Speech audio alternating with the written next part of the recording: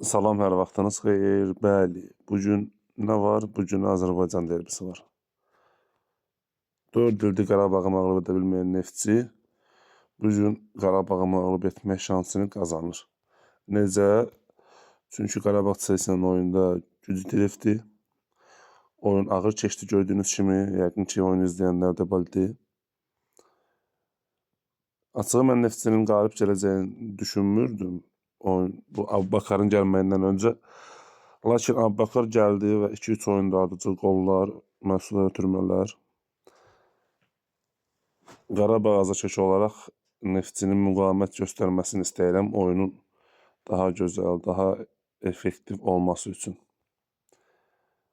Oyun deməli saat 18:44-də Bakı vaxtı ilə yəqin ki, Sport kanalından canlı yayınlanacaq.